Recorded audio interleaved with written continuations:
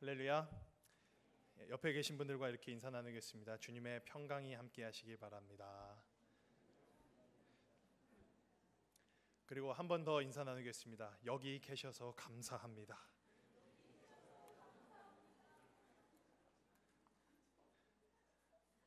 네, 메모리얼 데이 위켄드인데 또 다른 데 가지 않으시고 또 예배하고 가시려고 오신 모든 분들 진짜 감사를 드립니다. 오늘이 혹시 무슨 날인지 아십니까? 예, 대답을 제대로 못하시는 분들은 주보를 제대로 안 보신 분들입니다. 오늘은 요한 웨슬레 회심 기념 주일입니다. 오늘이 또 다시 한번 여쭙겠습니다. 오늘은 무슨 날인지 아십니까? 예, 오늘은 라면 먹는 날이죠. 담임 목사님이 안 계시기 때문에 마지막으로 여쭙겠습니다. 오늘은 무슨 날인가요? 예, 회심 기념 주일입니다. 오늘은 우리 감리교회의 그 창시자라고 할 수 있는 우리 존 웨슬리 목사님의 그런 회심을 기념하는 그 주일입니다. 5월 마지막 주일을 우리 감리교회에서는 요한 웨슬레 회심 기념 주일로 지키고 또 영어로는 헤리티지 선데이라고 해서 요한 웨슬레 목사님의 그런 회심을 한 그 사건을 기념하는 그런 예배로 특별히 지키고 있습니다. 사진에 보면 요한 웨슬레 목사님의 사진이 나오고 있습니다. 특히 이제 거리에서 전도자로 이렇게 열심히 성경책을 들고 선포하는 모습을 볼 수 있고요. 그리고 말 타고 순례를 다니면서 말 타고 복음을 전파하는 그분의 모습을 본따서 그 다음 사진이요. 어느 유명한 신학교의 그 학교 로고의 가운데에 보면 저렇게 말 타고 성경책을 들고 복음을 전하는 웨슬리 목사님의 그 로고 모습을 볼 수 있습니다. 예. 그래서 오늘은 그 요한 웨슬레 목사님의 회심을 기억하면서 그것을 또한 기념하면서 그곳에 또 오늘 주신 말씀을 통해서 우리가 깨달음을 얻고자 합니다. 요한 웨슬레 목사님은 1703년 6월 17일에 태어나셨습니다. 영국 국교회 목사님이신 아버지하고 그 엄마 밑에서 이제 흔히 얘기하는 PK로 자라났습니다. 어려서부터 그렇게 자랐으니까 얼마나 교육을 또 잘 받고 자랐는지 학식도 뛰어나고 또 재능도 뛰어나서 또 찬송가도 많이 작곡을 했고요. 또 기본 고전 교육도 많이 받았습니다. 또 히브리어도 빨리 배웠고 또 1720년 즉 17살 때 옥스퍼드 대학에 입학을 했습니다. 그래서 그곳에서 이제 경건운동 홀리 클럽을 조직을 하기 시작해서 규칙적인 신앙생활을 이제 혼자 하는 게 아니고 그 사람을 모아서 같이 하게 됩니다. 그래서 매일 성경 읽고 아침 저녁으로 기도하고 헬라어로 신약을 공부하고 고전을 연구하고 매 주일날마다 성찬식하고 수요일과 금요일에는 금식했습니다. 또 말하고 행동을 굉장히 조심하면서 올바르고 순결한 생활을 살려고 굉장히 노력하셨던 분이고요. 또 가난한 자들과 병든 자들, 또 감옥에 있는 사람들을 방문하면서 선행을 또 많이 하려고 노력했던 분입니다. 굉장히 우리가 봤을 때 너무나도 훌륭한 신앙의 삶을 살아가는 모습입니다. 그런데 이분에게 한 가지 풀리지 않는 문제가 하나 있었습니다. 바로 그에겐 구원의 확신이 없었습니다. 그래서 특별히 미국 조지아로 이제 선교 여행을 왔다가 다시 영국으로 돌아가는 그 배 안에서 이제 풍랑을 만나게 됩니다. 그리고 그 안에서 자기는 죽음에 앞서서 두려워서 떠는 본인의 모습을 발견하게 됩니다. 그리고 그곳에 함께 있던 모라비안 교도들, 그곳에서 이 사람들은 찬양하고 기도하고 있었던 모라비안 교도들, 이 사람들을 만나면서 요한 웨슬리가 가슴에 이제 마음에 근심하게 되고 자기가 지금까지 했던 그 모든 경건운동, 그 경건의 생활이 그것을 함에도 불구하고 본인 스스로 구원의 확신이 없음에 충격을 받게 됩니다. 그리고 이제 돌아와서 나중에 1738년 5월 24일에 영국 올더스게이트 거리에서 이제 모라비안 교도들이 모여서 그곳에서 집회를 하고 있었는데 거기에 참석을 하게 되었습니다. 그런데 거기서 어떤 사람이 마르틴 루터의 그 로마서 주석 서문을 읽고 있었는데 그 서문을 듣는 중에 갑자기 그의 마음이 뜨거워지는 그러한 체험을 하게 됩니다. 그 서문의 내용은 이렇습니다. 하나님께서 그리스도를 믿는 믿음을 통하여 마음속에 이루시는 하나님의 변화의 역사에 대한 설명이었습니다. 다시 한번 반복하겠습니다. 하나님께서 그리스도를 믿는 믿음을 통하여 마음속에 이루시는 하나님의 변화의 역사에 대한 설명이었습니다. 즉 구원받고 또 우리가 경건하게 살려고 노력하는 그 모든 일들이 결국은 하나님께서 우리 안에 주시는 은혜로 인해서 할 수 있다라는 것이었습니다. 본인 스스로 개인의 의만 가지고 개인의 의의를 세우려고 그렇게 열심히 홀리클럽을 조직해서 의식적으로 또 반복적으로 규칙적으로 성스러운 생활을 하려고 노력을 했지만 그의 마음속에 풀리지 않는 그러한 구원의 확신이 결국은 하나님께서 주신 은혜로 가능하다라는 것, 또 우리가 행동에 의해서 구원을 받는 것이 아니라 믿음을 통한 그 은혜 때문에, 하나님의 은혜 때문에 우리가 구원받는 것이다 라는 사실을 이 사람이 다시 깨닫게 되었습니다. 그리고 그것을 바탕으로 그가 했던 모든 경건 운동이 다시금 더 힘을 받게 되었습니다. 그 하나님의 은혜로, 하나님께서 주시는 그 은혜로 그 모든 것을 감당해야만 한다는 것을 이 요한 웨슬리 목사님이 깨닫게 되었습니다. 그리고 그날 올더스게이트의 그 체험을 통해서 그 믿음을 이제는 다시금 확증한 사건이죠. 그래서 어찌 보면 회심이라는 단어보다는 이 목사님의 확증, 신앙적인 확증이다라고 우리가 이야기할 수 있습니다. 그래서 이 순간부터 이 목사님의 삶의 방향이 이제 바뀌기 시작했습니다. 물론 경건 운동 계속 지속적으로 하셨고 마음속에 불타오르는 그런 복음 전도에 대한 열정이 차고 넘쳐서 세계는 나의 교구다라는 그런 비전을 가지고 이제는 세계 방방 곳곳을 돌아다니면서 말을 타고 다니면서 말씀을 선포하기 시작했던 것입니다. 아까 앞에서 보였던 그림처럼 한 손에 성경 들고 예배당 안에서가 아니라 사람들이 모여 있는 곳에서 말씀을 가르치기 시작했고, 말을 타고 영국을 돌아다니면서 또 심지어 미국까지 와서 이제 복음을 전하는 일에 열심을 내기 시작했습니다. 구원하시는 하나님의 은혜를 설교하고 그 하나님의 은혜로만 우리가 조금씩 하나님의 성품을 닮아갈 수 있고 성화되어 갈 수 있다고, 그리고 개인적으로 성화하고서 끝나는 것이 아니라 우리 크리스찬들이라면 이제 사회까지도 우리가 변화시켜 갈 수 있는, 사회 구원을 이루어 갈 수 있는 그런 힘이 결국은 하나님의 은혜에서 나온다고 설교하기 시작했습니다. 많은 사람들이 그의 설교를 듣고 이제 회개하기 시작했습니다. 영국 교회에 다시 부흥이 일어나기 시작했고 그것에서 그친 것이 아니라 정치, 경제, 문화, 도덕, 윤리 모든 면에서 사회가 새로워지기 시작했습니다.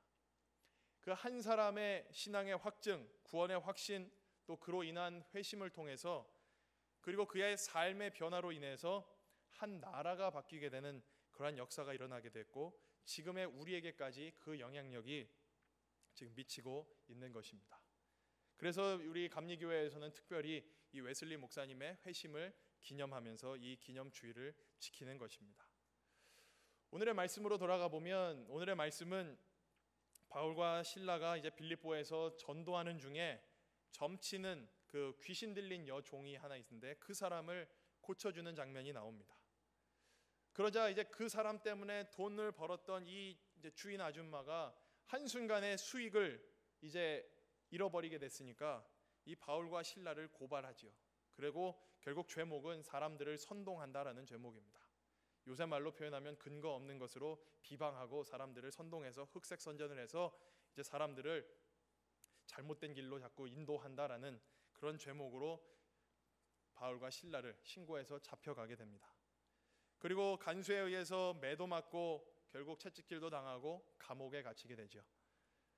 근데 어느 날 밤 바울과 실라가 기도하고 찬송하는 가운데 갑자기 큰 지진이 나고 오늘 성경에 기록되어 있는 것처럼 옥터가 움직이고 또 문이 열리고 메인 것이 풀려졌습니다. 그래서 죄인들이 막 나가기 시작했습니다.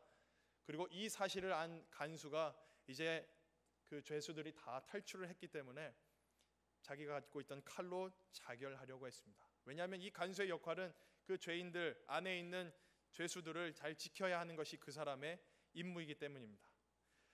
그런데 이 자결하려고 하는 이 간수를 사도 바울이 말리고 그를 안심시키고 오히려 그에게 복음을 전할 기회를 얻게 됩니다. 그리고 이 간수가 사도 바울의 그 복음을 듣고 이제 회심하는 사건이 오늘에 있는 본문의 내용입니다. 이 간수의 임무 특성상 만약에 사도 바울과 바울이 가만히 있었다 그러면 이 사람은 자신의 임무를 충실하기 위해서 이 두 사람을 어떻게 해서든 잡아서 감옥에 붙들어 놔야 합니다. 그런데 오히려 그 상황에서 이 사람이 사도 바울에게 달려가서 묻습니다. 내가 어찌해야 구원을 받겠습니까? 내가 어떻게 해야 구원을 받으리까? 라고 사도 바울에게 질문하고 있습니다. 이 질문에는 두 가지 의미가 있다고 생각이 듭니다. 첫 번째는 본인의 그러한 책임, 죄인들을 지키지 못한 책임에서 어떻게 벗어날 수 있습니까? 라고 해석을 할 수 있고, 두 번째로는 바로 영적인 구원의 문제인 것이죠. 어찌 보면 이 사도 바울과 실라의 그러한 소문을 구원의 길을 전하는 자라고 이미 벌써 소문이 나기 시작했습니다. 이 종을 고치기 전에 이미 벌써 구원의 길을 전하는 자라고 성경은 기록하고 있습니다. 이 소문을 들어서 이 사람도 알고 있었을 것입니다. 그래서 사도 바울에게 물어봅니다. 내가 어찌하여야 구원을 받겠습니까? 32절에 있는 말씀이 이렇게 그리고 나서 간수가 사도 바울이 복음을 전합니다. 주 예수를 믿으라, 그리하면 너와 내 집이 구원을 얻을 것이니라. 그리고 나서 이 간수가 32절에 보면 같이 한번 읽겠습니다. 32절 말씀 같이 한번 봉독하겠습니다. 주의 말씀을 그 사람과 그 집에 있는 모든 사람에게 전하더라. 주의 말씀을 그 사람과 그 집에 있는 모든 사람에게 전하더라. 자기 자신만 복음을 듣고 그친 것이 아니라 자신의 집에 있는 모든 가족들과 모든 식솔들에게 그 복음을 전하기 시작했습니다. 아마도 그의 집안이 발칵 뒤집혀졌을 것입니다. 그런데 그러고 나서 복음을 전하고 나서 더 놀라운 일이 일어나기 시작합니다. 복음을 듣고 그냥 끝난 것이 아니고 성경은 여기서 끝이 나지 않습니다.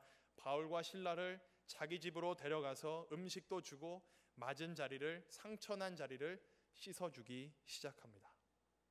자신이 만들어낸 그 몸의 상처들을 이 간수가 직접 치료하기 시작했습니다.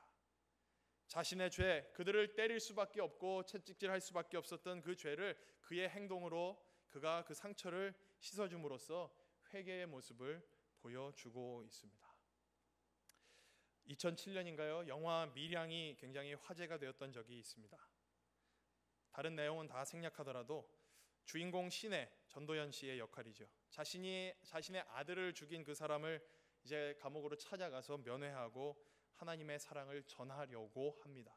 그런데 오히려 그 살인범이 감옥 안에서 자신도 하나님 만났다고, 하나님의 용서를 받았다고 이야기하고 오히려 하나님을 전하는, 사실 이 영화는 잘못된 그 회개의 모습을 비판하고 꼬집고 있습니다. 살인을 하고도 물론 감옥 안에서 죄값을 치르곤 있지만 하나님께 기도하고 스스로 용서받았다고 환한 표정을 짓는 모습, 계속 나쁜 짓 하면서도 하나님께 아뢰기만 하면 하나님의 은혜로 평안을 얻었다고 말하는 그러한 모습을, 모순적인 모습, 뻔뻔한 모습을 사실은 비판하고 있는 영화입니다. 그래서 전도연 씨의 마지막 장면에 보면 굉장히 혼란스러워하는 그 모습을 보게 됩니다. 왜 그렇습니까? 기독교의 기존의 이 기독교의 죄와 용서함이란 것은 우리 하나님과 나와의 관계를 이야기하죠. 우리가 뭔가 죄를 지었으면 우리가 하나님께 용서를 구하면 하나님 용서해 주십니다. 맞습니다. 성경에도 기록되어 있습니다. 그런데 거기서 끝이 나기 때문에 사실은 문제가 발생하는 것이고, 진정한 회개가, 죄사함이, 진정한 회심이 이루어지지 않는 것이죠. 좀 더 깊이 생각해 보면 진정한 회개라는 것은 결국 내가 지은 그 죄는, 내가 뭔가 잘못한 것이 있다라면 누군가 그 죄 때문에, 아픔 때문에 그 상처를 받은 사람, 아픔을 받은 사람이 분명 있게 마련이라는 것이죠. 그렇기 때문에 진정한 회개란 것은 하나님께 용서를 구하는 것도 맞지만 동시에 내가 아픔을 주고 상처를 준 사람에게도 똑같이 용서를 구하고 사죄를 해야 한다라는 것이죠. 그것이 바로 진정한 회개고, 복음서가 이야기하는, 기독교가 이야기하는 진정한 회개, 회심의 모습입니다. 그런데 그렇지 않기 때문에 그런 모습을 바로 못 보이기 때문에 이 영화에서도 신랄하게 비판을 하고 있는 것이죠. 그런 점에서 이 간수가 사도 바울과 이 신라의 상처를 싸매주고 그 상처를 씻어주는, 치료해주는 그 행위는 어찌 보면 이 사람이 진정으로 회개한 모습을 보여주는 것이라고 할 수 있겠습니다. 사실 이 상처를 씻어주고 음식을 주는 장면은 이 사도행전에서 빠져도 내용은 성립이 됩니다. 그럼에도 불구하고 사도행전 기자가 이 내용을 집어넣은 이유는 이 간수의 상처를 씻어주는 그 행동이, 복음을 듣고 나서 상처를 씻어주는 그 행동이 복음 받은 자, 은혜 받은 자가 해야 할 것, 내가 상처 준 사람을 치료해야 하는 것을 이 사람은 분명히 알고 있었다라는 것이죠. 상처를 준 일이 있습니까? 당연히 사람이기에 상처 주고 아픔을 주는 일이 없을 수가 없지 않습니까? 먼저 그러나 우리가 찾아가서 진정한 용서를 구하고 참회하고 하나님께도 용서를 구해야 하는 것입니다. 그것이 참된 회개입니다. 사실 이러한 진정한 회개와 회심을 했다고 사회에 널리 알려지고 또 목회자가 된 분들이 여러 분 계십니다. 그런데 전혀 그렇지 못한 삶을 사시는 분들이 몇 분 계십니다. 제가 지금부터 한 세 명의 목사님을 소개해 드리려고 합니다. 제가 이분들을 언급하는 이유는 이분들의 삶을 비판하려고 하는 것이 아니라 신앙의 관점에서 이분들이 잘못된 것을 좀 같이 나누고 우리도 그렇게 하지 말자라는 것을 말씀드리려는 것입니다. 첫 번째로 이근한 목사님이라는 분입니다. 이근한 씨라는 분입니다.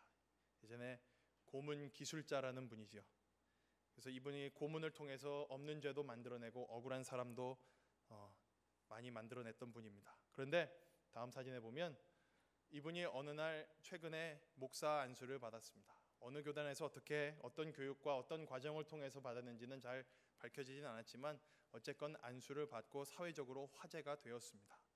그런데 더 큰 문제는 이분이 강단에서 하시는 이야기입니다. 회개는 한다고 합니다. 대신에 사죄는 안 한다고 하십니다. 아까 그 감옥에 있던 죄수처럼 내가 하나님께 용서받았습니다. 눈물로 회개했습니다. 회개는 했는데 이 십자가 가로바 나 때문에 억울하게 죽고 상처받고 아픔당한 그 사람에게 용서는 구하지 않는다라는 것입니다. 저 얘기를 듣고 많은 저분에 의해서 피해를 당한 많은 사람들이 분노했습니다. 어떻게 저런 사람이 목사냐? 어떻게 저런 사람이 크리스찬이냐? 굉장히 많이 분노했습니다. 또 한 분이 계십니다. 이분은 김용팔, 현재는 집사님이신데 목사 안수를 5월 24일 어제 받으셨다고 합니다. 다음 사진에 보면 목사 안수 받은 그 사진이 아마 나올 겁니다. 이분은 정치 깡패 출신이십니다. 그런데 이분도 이제 목회자가 요번에 되었습니다. 그런데 작년 6월에 사랑의 교회에서 어려움이 있고 분쟁이 있을 때 이분이 교회에 휘발유통 들고 가서 불질르겠다고 했습니다. 마지막으로 한 분 더 잘 아시는 분일 겁니다. 이분도 얼마 전에 몇 년 전에 목회자가 되고 강남에 교회를 개척해서 목회를 하셨습니다. 그런데 최근에 아내를 폭행함으로써 아내가 고소했고 아내가 처벌을 원한다라고 이야기했습니다. 이분들의 공통점은 목회자가 된 이후에도 그분들이 회개하고 회심했다라고 한 이후에도 전혀 나쁜 모습은 고쳐지지 않았다라는 것입니다. 아니 고칠 의사가 없어 보인다라는 것입니다. 누구나 그 컬링을 받고 정식적인 신학교 교육을 받고 교단이 요구하는 목사 안수 과정을 통과를 하면 목사 안수 받을 수 있습니다. 목회자가 될 수 있습니다. 그것을 뭐라고 하는 것이 아닙니다. 진정으로 회개하고 회심했다고 하는 분들이 그분들의 회개했다고 하는 그 후의 삶이 전혀 그 전과 비교했을 때 바뀌지 않았다라는 것이죠. 이런 점에서 우리가 진정한 회개와 회심이 어떤 것일까 다시 한번 우리가 생각해 보아야 할 것입니다. 그런 점에서 이 간수가 했던 상처를 싸매주고 씻어주는 그 행동은 정말 놀라운 회개의 행동이 아닐 수 없습니다. 마지막으로 이 웨슬리 목사님과 이 간수의 회심의 공통점을 함께 나누고 말씀을 마치려고 합니다. 첫 번째로는 이 웨슬리 목사님 개인 한 사람의 회심의 경험 이후에 많은 사람들에게 복음을 전파하기 시작했고, 그 복음으로 인해서 사회, 정치, 경제 등 여러 분야에서, 사회 모든 분야에서 영향을 나타내기 시작했습니다. 이 간수는 본인 한 사람이 먼저 말씀을 듣고 복음을 듣고 가족에게 가서 그 말씀을 전했습니다. 성경엔 기록되어 있지 않지만 상상을 해본다면 아마도 이 간수가 다른 주변에 있는 많은 사람들에게 똑같이 주 예수를 믿으라, 그리하면 너와 내 집이 구원을 얻을 것이니라 라고 아마도 말씀을 전하면서 다녔을 것입니다.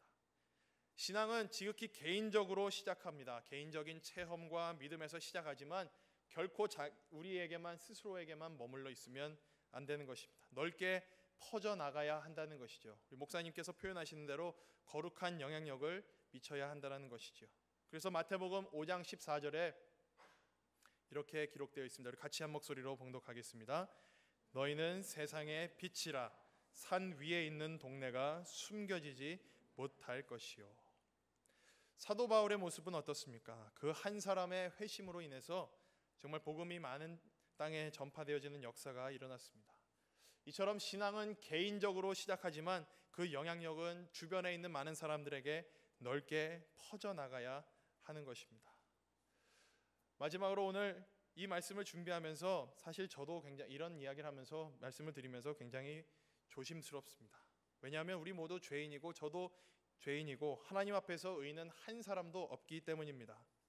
다만 우리가 믿는 것은 하나님의 은혜로 우리가 구원을 받았고 이제 그 은혜 때문에 의롭다 칭함을 받았고 또 그 은혜 때문에 우리가 거룩하게 살아갈 수 있는 삶의 원동력을 얻었다라는 것입니다. 그렇다면 문제는 이제부터의 우리의 삶의 모습이라는 것입니다. 회심하고 예수 그리스도를 믿고 난 그 후의 모습이 그 이전과는 달라야 한다라는 것이죠. 오늘 예배드리는 이 자리에서의 모습, 이 후의 모습이 어찌 보면 더 중요하다라는 것입니다. 왜냐하면 이제는 복음이 말로 전해지는 시대가 아니고 행동으로 전해지는 시대이기 때문입니다. 왜 아직도 많은 크리스찬들이 또 최근에 세월호 사태를 겪으면서 많은 목사님들이 큰 비난을 받고 있습니까?